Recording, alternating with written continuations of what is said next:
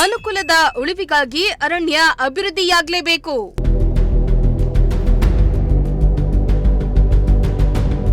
ಮಧುಗಿರಿಯಲ್ಲಿ ಶಾಸಕ ಕೆಎನ್ ರಾಜಣ್ಣ ಕಾರ್ಯಕ್ರಮದಲ್ಲಿ ಕರೆ.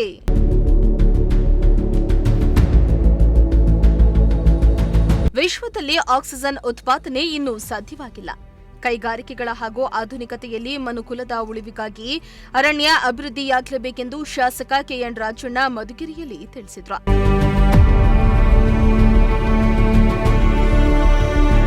ಇನ್ನು ತಾಲೂಕಿನ ತಿಮ್ಲಾಪುರ ಕರಡಿ ವನ್ಯಧಾಮದಲ್ಲಿ ವಿವಿಧ ಅಭಿವೃದ್ಧಿ ಕಾಮಗಾರಿಗಳನ್ನು ಉದ್ಘಾಟಿಸಿ ಚಾಲನೆಯನ್ನ ನೀಡಿ ಮಾತನಾಡಿದ ಅವರು, ಈ ತಿಮ್ಲಾಪುರ ವನ್ಯಧಾಮ ಹಿಂದೆ ಇಷ್ಟು ಅಭಿವೃದ್ಧಿ ಕಂಡಿರಲಿಲ್ಲ. ನನ್ನ ಕಳೆದ ಅವಧಿಯಲ್ಲಿ ಈ ಬಗ್ಗೆ ಕಾರ್ಯಕ್ರಮ ಆಯೋಜಿಸಲಾಗಿತ್ತು. ಇದರಂತೆ ಈಗ ಪ್ರವಾಸಿ ತಾಣವಾಗಿ ಮಾರ್ಪಾಟಾಗಿದ್ದು ತಾಲೂಕಿಗೆ ಹೆಮ್ಮೆಯ ಸಂಗತಿಯಾಗಿದೆ. ಈ ಅರಣ್ಯವು ನನಗೆ ಹಳೆಯ ನೆನಪನ್ನ ತರ್ತಾ ಇದೆ. ನಾನು ಹಿಂದೆ ಈ ಕಾಡಿನಲ್ಲಿ ಹಲವಾರು ದಿನಗಳನ್ನು ಕಳೆದಿದ್ದೇನೆ. ಈ ಕಾಡಿನಲ್ಲಿ ಹಲವಾರು ರೀತಿಯ ವನ್ಯ ಮೃಗಗಳು ವಾಸವಿದ್ದು ಮೂಲಭೂತ ಸೌಕರ್ಯಗಳನ್ನ ಈಗ ಕಲ್ಪಿಸಲಾಗಿದೆ. ಈ ಒಂದು ತಿಮ್ಲಾಪುರ ಫಾರೆಸ್ಟ್ ಅಂದ್ರೆ ನನಗೆ ಬಹಳ ವರ್ಷಗಳಿಂದ ಅಂದ್ರೆ ದಶಕಗಳಿಂದ ನನಗೆ ಅಟ್ಯಾಚ್ಮೆಂಟ್ ಇದೆ. ನನ್ನ ಗಡಿಪಾರ ಆಡಿದ್ದಾಗ ನಾನೀಗ ಉಚ್ಚಿಮಲ್ಲೇಶ್ವರ ದೇವಸ್ಥಾನದಲ್ಲಿ ಇದ್ದೆ. ಆ ಕಡೆ ಅವಾಗೆಲ್ಲ ಹಂದಿ ಎಲ್ಲ ಹಿಡಿಯೋದು ಮಾಡಿಸೋದು ಎಲ್ಲ ಮಾಡ್ತಿದ್ದು. ಅವರಿಗೆಲ್ಲ ನಾವು ಮಾಡಬೇಕು. ಮತ್ತೆ ಗ್ರಾಮ ಪಂಚಾಯತಿನಲ್ಲೂ ಕೂಡ ಎಲ್ಲೆಲ್ಲಿ ಸರ್ಕಾರಿ ಭೂಮಿ ಇರ್ತದೆ, ಗಿಡ ಹಾಕೋಣ, ನಾವು 3 ಹಾಕಿದ್ರೆ 3 ಬೆಳೀತವೆ ಅಂತ ಅಲ್ಲಿ ಎಷ್ಟು ಬೆಳೀವಿ. ನಾವು ಅದನ್ನು ಕಲ್ತ್ಕೋಬೇಕು. ಸರ್ಕಾರಿ ಭೂಮಿನಲ್ಲಿ ಗಿಡ ಬೆಳೆಸ್ತಕ್ಕಂಥದ್ದು, ಬೆಳೀತಾ ಇರ್ತಕ್ಕಂಥ ಗಿಡಗಳನ್ನ ಸಂರಕ್ಷಣೆ ಮಾಡ್ತಕ್ಕಂಥದ್ದು ಆದಾಗ ತಾನಾಗೆ ಬೆಳೀತವೆ. ಅದೇನು ಯಾರು ಕೇಳೋದಿಲ್ಲ, ಏನಿಲ್ಲ.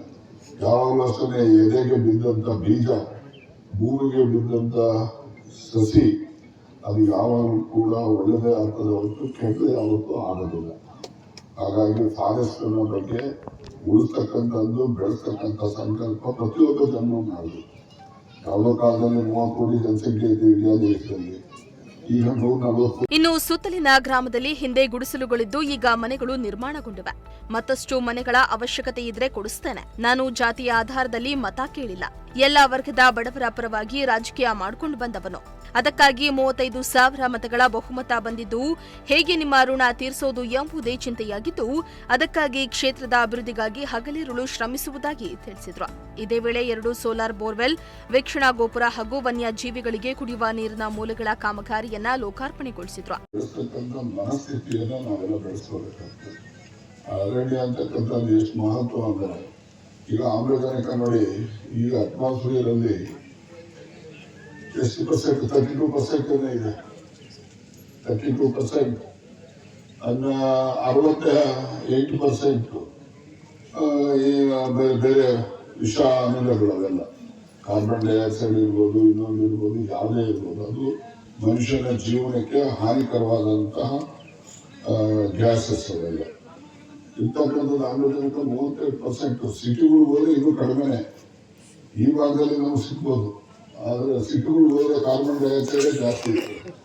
ಇವೇನು ಬೇಡ, ಬೆಂಗಳೂರು ಸಿಟಿನಲ್ಲಿ ಗ್ಲಾಸ್ ಎತ್ಕೊಳ್ಳೋದೇ ಹಂಗೇನೆ ಕಾಲಲ್ಲಿ ತಿರುಗಾಡ್ಕೊಂಡು ಬಂದು ಅಥವಾ ಮೋಟರ್ ಸೈಕಲ್ ತಿರುಗಾಡ್ಕೊಂಡು ಇರುಳಿ ಬಟ್ಟೆ ಹಾಕೊಂಡು ಸಾಯಂಕಾಲದಷ್ಟೊಂದು ಕರಗಾಗ್ಬಿಡ್ತದೆ.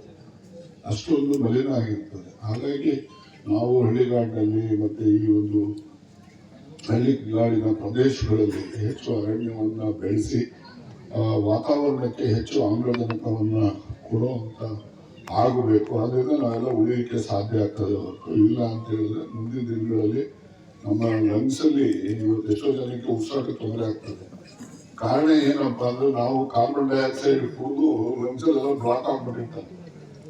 ಆಕ್ಸಿಜನ್ ಹೀರ್ಕೊಳ್ಳುವಂತ ಶಕ್ತಿನೂ ಹೋಗ್ಬಿಟ್ಟಿರ್ತದೆ ಲಂಗ್ಸ್. ಇದೆಲ್ಲ ಆರೋಗ್ಯದ ಮೇಲೆ ಎಷ್ಟೊಂದು ದುಷ್ಪರಿಣಾಮ ಆಗ್ತದೆ ಅಂತ ಹೇಳಿದ್ರೆ ಅದನ್ನು ನಾವು ಸರಿಯಾಗಿ ಅರ್ಥೈಸ್ಕೋಬೇಕು. ಆ ಲಂಗ್ಸಲ್ಲಿ ಏನಾದ್ರು ಆಕ್ಸಿಜನ್ ಅನ್ನ ಗ್ರಾಸ್ಪ್ ಮಾಡೋದು ಸೆಲ್ಸ್ ಇರ್ತವೆ, ಎಲ್ಲ ಕಾರ್ಬನ್ ಡೈಆಕ್ಸೈಡ್ ಬ್ಲಾಕ್ ಆಗ್ಬಿಡ್ತಾರೆ. ಹಾಗಾಗಿ ಅವನು ಉಸಿರಾಟಕ್ಕೆ ಆಗೋದಿಲ್ಲ. ಉಸಿರಾಟಕ್ಕೆ ಬಂತು ಕಷ್ಟ ಅಂತ ಹೇಳಿದ್ರೆ ಅದು ಎಲ್ಲದಕ್ಕೂ ಕಷ್ಟ. ನಿಮ್ಮ ಬ್ರೈನ್ಗೆ ರಕ್ತ ಸರಿಯಾಗಿ ಸರ್ಕ್ಯುಲೇಷನ್ ಆಗಲ್ಲ ಅಂದ್ರೆ ನಿಮ್ಗೆಲ್ಲ ಮರಳೆ ಬಂದ್ಬಿಡ್ತದೆ. ಕೈ ಕಾಲಿಗೂ ಅಷ್ಟೇ, ಎಲ್ಲ ಅಂಗಗಳಿಗೂ ಅಷ್ಟೇ. ಇನ್ನು ಈ ಸಂದರ್ಭದಲ್ಲಿ ವಾಲ್ಮೀಕಿ ನಿಗಮದ ಮಾಜಿ ಅಧ್ಯಕ್ಷ ಬಸವರಾಜು, ಜಿಲ್ಲಾ ಅರಣ್ಯಾಧಿಕಾರಿ ಶಶಿಧರ್, ತಾಲೂಕು ಅರಣ್ಯಾಧಿಕಾರಿ ಮಲ್ಲಿಕಾರ್ಜುನ್, ವಲಯ ಅರಣ್ಯಾಧಿಕಾರಿ ಸುರೇಶ್, ಉಪ ವಲಯ ಅರಣ್ಯಾಧಿಕಾರಿ ಮುತ್ತುರಾಜ್, ತಾಲೂಕಿನ ವಿವಿಧ ಇಲಾಖೆಯ ಅಧಿಕಾರಿಗಳು ಹಾಗೂ ಮುಖಂಡರು ಹಾಜರಿದ್ದರು. ಸಿರಾಜ್ ಅಹಮದ್, ಪ್ರಜಾಶಕ್ತಿ ಟಿವಿ, ಮಧುಗಿರಿ.